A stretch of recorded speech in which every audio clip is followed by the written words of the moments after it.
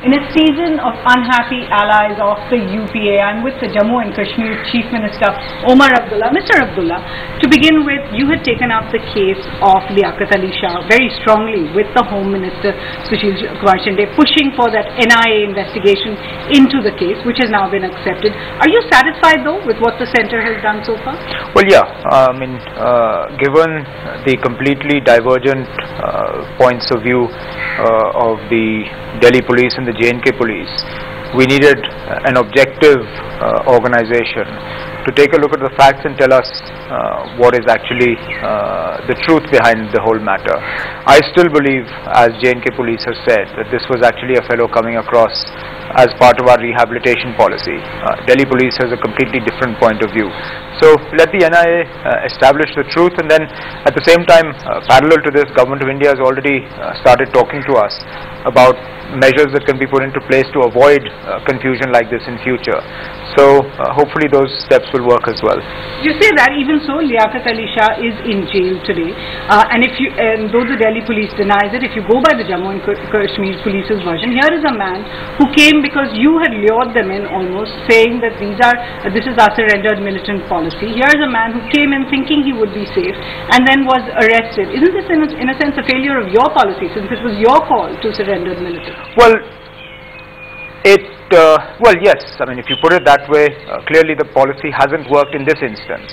That having been said, I think you need to put it into perspective. More than 200 people have come back. So in 200 plus cases of people returning, this is the first time that we've had an incident where two different police forces have taken two different points of view.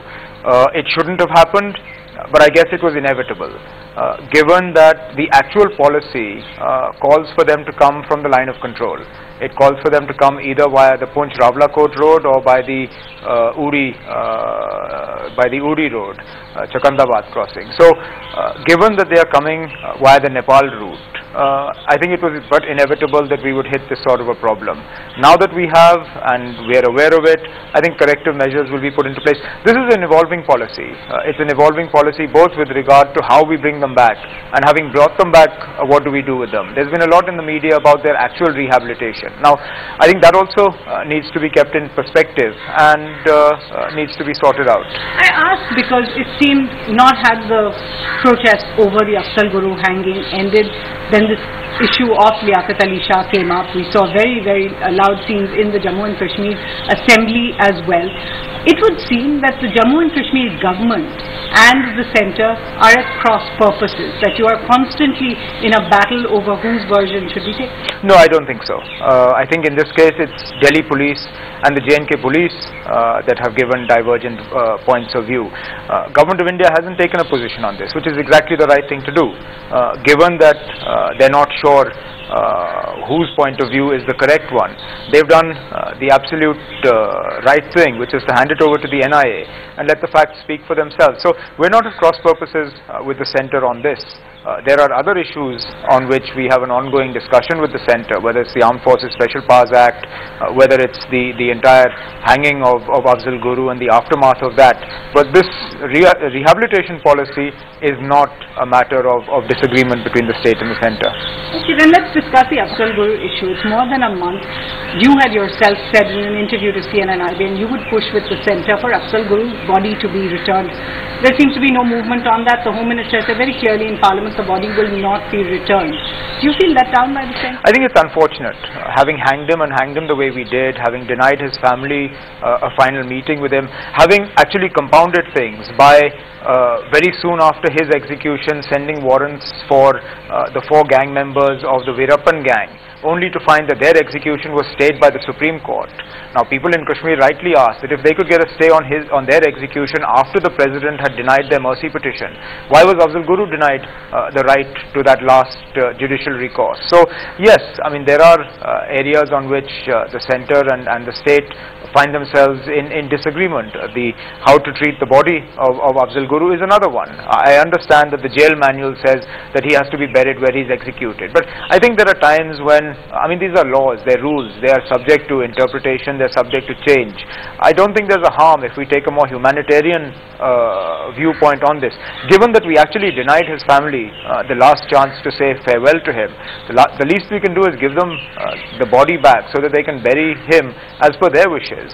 Alright, but given that all of that happened without your being consulted, given that despite your constant, your interviews we saw you in the J&K assembly saying that you would like that body to be returned to Jammu and Kashmir, and the fact that the centre hasn't listened to you, aren't you as an ally feeling let down? Look, I think this is almost season for allies to claim that they've been let down, both allies that are participating in the government and allies that are outside the government. I'm not going to go so far as that, because it then appears as if we are saber rattling or joining the so-called premature third front bandwagon. Yes, there are issues that require us to talk to the centre on. There are issues on which I hope the centre will be a little bit more accommodating, but I'm not going to go so far as to suggest that I'm disappointed or angry or upset, because that opens up a whole different can of worms which I'd rather not open. Alright, well, today, as you said, Mulayam Singh Yadav making it very clear that he thinks after elections it will be a third front that will come to power. Do you agree with him? I have no idea what he's basing that on. I think it's still too early to predict how the Indian voter is going to vote. Clearly there are no discernible trends at the moment, either in favor of the UPA or against the UPA. That having been said, there are no clear trends in favor of the NDA either. So I don't know on what basis Mulayam Singh Yadavji is basing his prediction, but I would be reluctant to go along with that. I think we'll have to wait for the electoral results to see what happens. But given what he's essentially saying, that these elections will see a new formation, are you at all reconsidering your support to the Congress? Will you go into the next elections as an ally? I think that's for both the National Conference and the Congress to decide. There are, I mean, the National Conference, I can't speak for the Congress, but the National Conference has authorized its President, Dr. Abdullah, to take a final view on this, as and when he sees it appropriate to decide. Clearly, it will require some discussion between him and the Congress High Command. We have never been fair weather friends.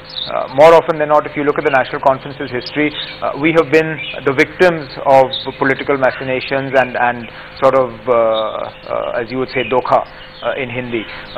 We have not been the perpetrators of such acts. So I don't see a situation where we would sort of abandon the UPA just because things look bad for them. But this relationship, obviously it takes two to make the relationship. So the Congress will have to decide whether it is interested in any sort of pre-poll understanding with the National Conference, and then our leadership will decide. You're saying that despite what we're hearing from the streets there in the Kashmir Valley, many saying that at least your government should consider pulling out of the centre, given the kind of anger that is rising on a daily basis, as you pointed out yourself, not just over Afzal Guru's hanging and the manner of it, but over the refusal of the centre to repeal AFSPA. And what changes? I mean, such sort of withdrawals inevitably result in nothing. I mean, you only have Mr. Karunanidhi's recent statement where he said that, well, fine, we pulled out on the Tamil issue, and what's changed for the Tamils? So fine, I'll pull out of the UPA on the issue of AFSPA. What will change on the ground? In fact, if anything, my voice will be weaker.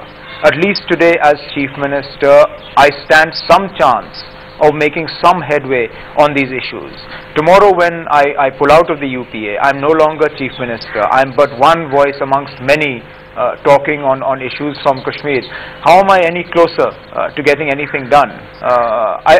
Look, if these were political issues, then yes, I would take a more political stand on them. I'm not raising AFSPA because of politics. I'm raising AFSPA because I believe that strategically we've reached a point where we can move forward on that. I think that is something better said as Chief Minister than as an opposition leader. That's certainly a definitive answer. Omar Abdullah, I'd like to ask you about Shamil Singh and that case that came up in the J&K Assembly again.